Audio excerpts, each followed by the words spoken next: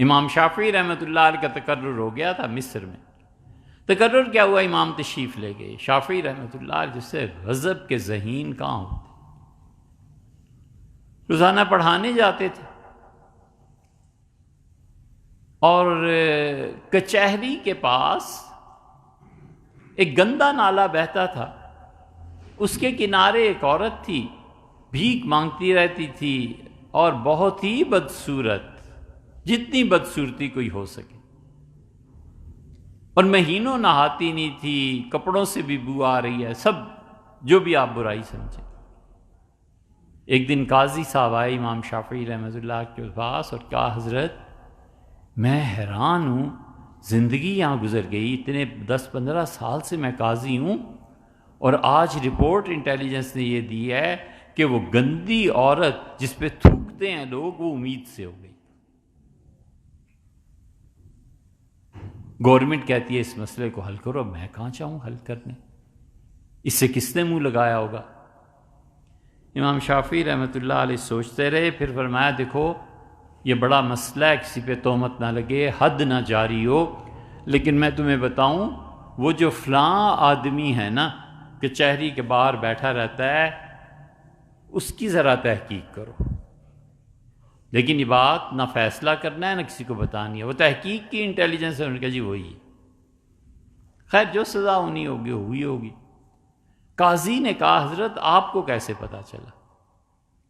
ان کا میاں پتہ ایسے چلا کہ میں ایک دن ادھر سے گزر رہا تھا، اس نے اپنا ٹھیا آ کے کھولا، قلم رکھی اور قلم میں نے دیکھا دوات رکھی اور قلم کو بار بار اس میں لگا کے ایسے کرتا تھا، تو مطلب ہوا کہ اس میں روشنائی نہیں ہے.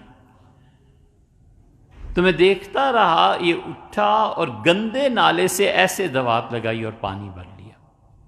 میں نے کہا اوفو، جس انسان کی فطرت اتنی گندی ہے کہ علم اور روشنائی اور تحریر اور قلم و کتابت اس میں اتنی گندی چیز کو پانی میں شامل کر رہا ہے اور پھر اللہ کا نام لکھ رہا ہے، اس میں کا ظرف نہایت ہی خراب ہے، اندر اس کا گندا ہے.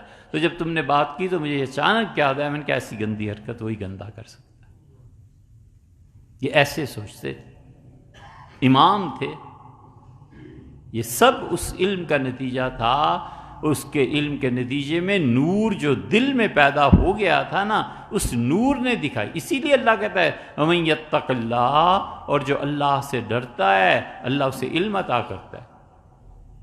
اور اللہ تعالیٰ فرماتے ہیں کہ جو آدمی اللہ کا خوف رکھتا ہے یہد قلبہ، اللہ اس کو کیا کرتے ہیں، اس کے دل کو ہدایت دیتے ہیں.